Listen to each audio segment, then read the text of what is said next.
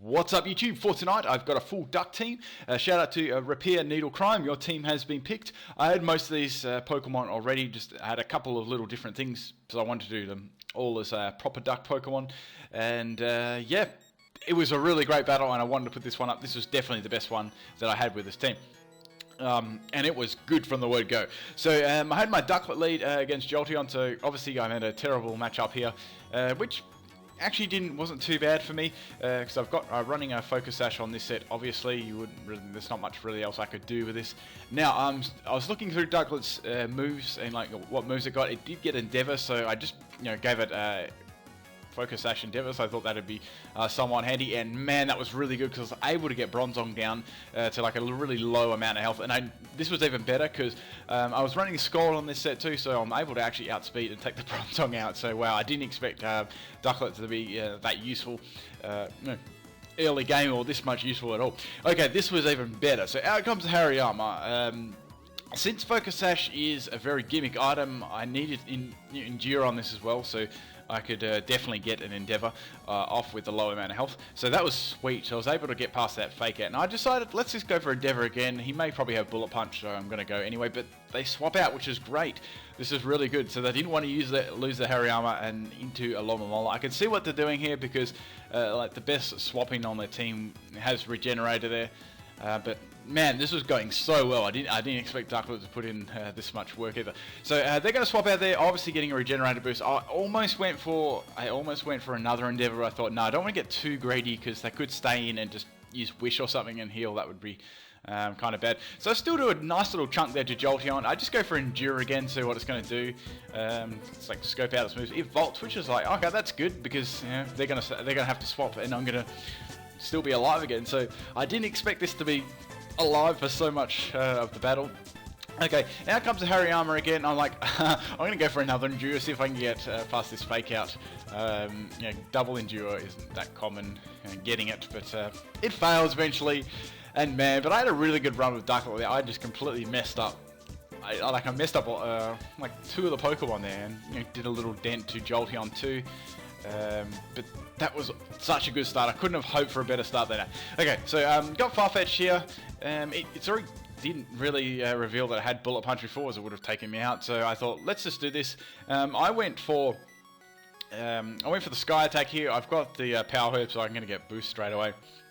Even though it's a very strong attack and stab or anything, the freaking stat on Farfetch'd is not very high in attack, so it doesn't do too much to Alomomola, and that's a defensive wall and health tank to the heal, so it's gonna live.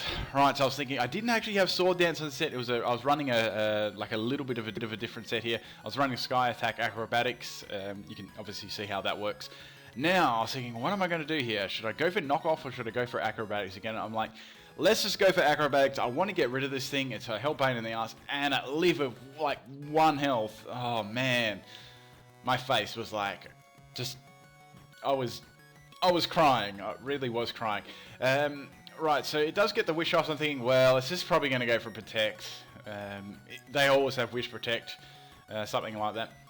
So I'm going to swap that out, maybe save Farfetch'd for later. And obviously it uses Protect, so I did the right swap in there. Okay, so I've got my Porygon 2 here. I've got Toxic on this thing.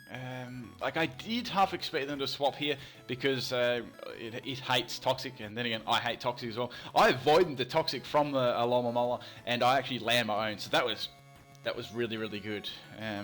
So I can easily swap out here into something else because I definitely don't want to get Toxic myself. That'll I'll slowly wear down there, which I don't want. Okay, so I was thinking, what should I swap into?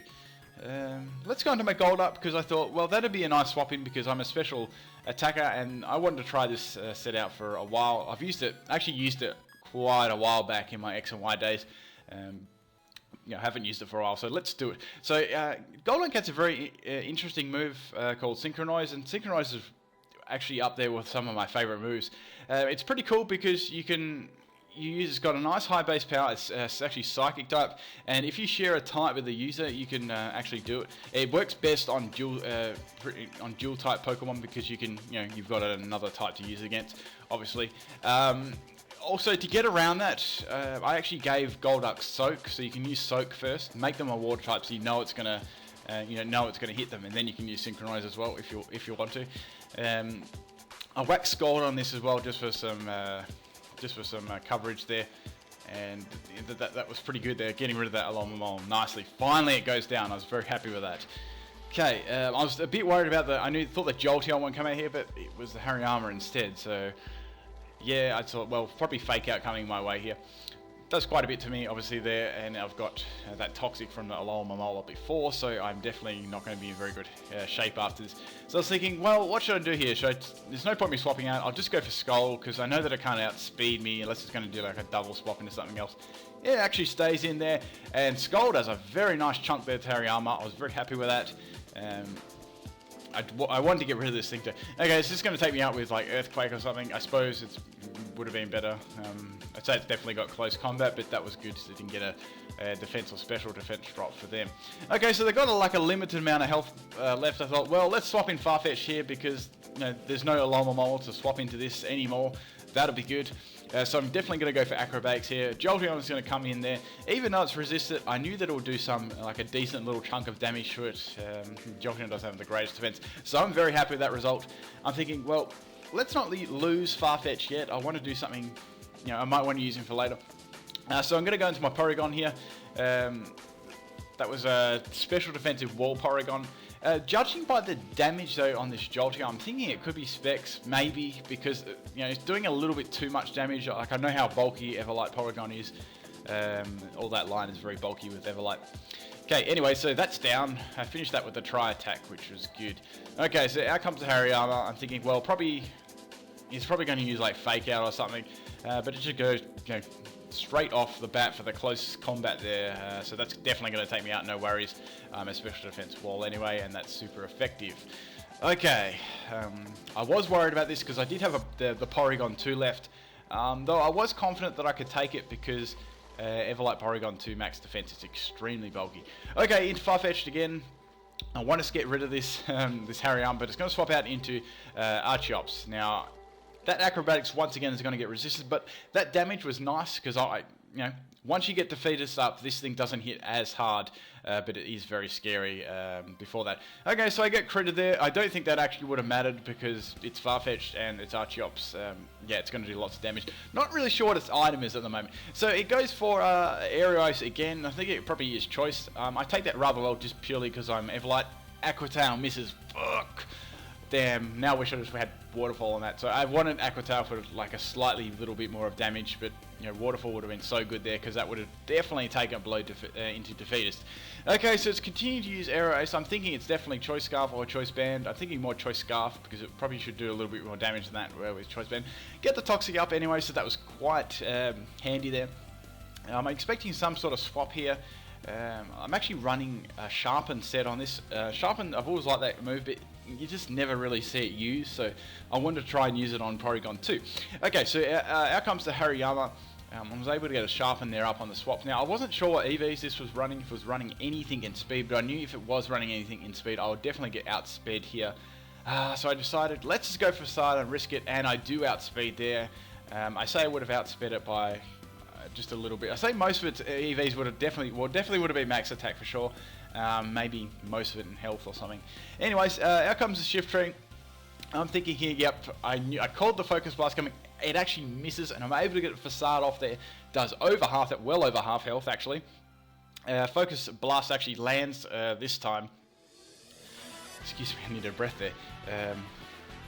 Now, I can see that it's actually got Life Orb, but I'm able to get my second Facade off there. The reason I gave it Facade was Porygon 2 is big Toxic bait, so if someone did come in and Toxic me and had a couple of Sharpen boosts up, that would be really handy because that would have boosted my Facade. That's the reason behind me doing it. Okay, so Archeops is going to come in and Stone Edge me, and I live on 8 health. Yes, and I'm able to get the Recover off there.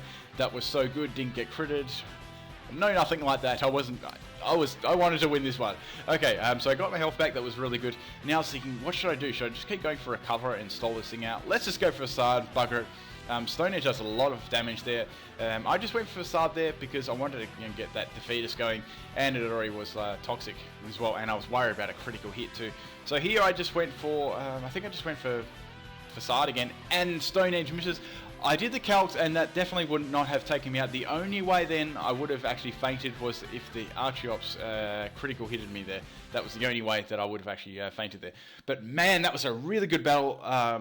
That Ducklet was awesome. Very nice. And Porygon 2 was really cool there as well with that sharpened set. Hope you guys enjoyed that one. If you'd like to see your theme team in my video, all you have to do is leave a comment below. The highest thumbs up comment I will do for sure. If you've actually already won a video and I haven't done it yet and it's been a while, just let me know in the comment section. I will get to you. I'm just trying to get through everyone's. I think I've got most people's. I think the next video I might be doing a mystery theme team pick, but we'll just see with that one. I may, depending on how many other ones I've got. I may be live streaming this weekend too. I'm not too sure, but if you do see the video up, I am definitely live. I will be live streaming. It's hard to know, so I've got have busy weekends and stuff. Anyway, everyone, thank you for taking the time out of your day for watching my videos. Peace out. If you'd like to support me on Patreon, that'd be really cool. All you have to do is go to the link in my description of the video. It's completely non-compulsory and you don't have to do it. But if you'd like to support my videos and my channel and get some cool stuff out of it, like some tournaments and a chat with me and stuff, go check that out. That one's in the comment section. And also your name will be on the end of every one of my videos, just as a little bonus there. That's about all, guys. Peace out.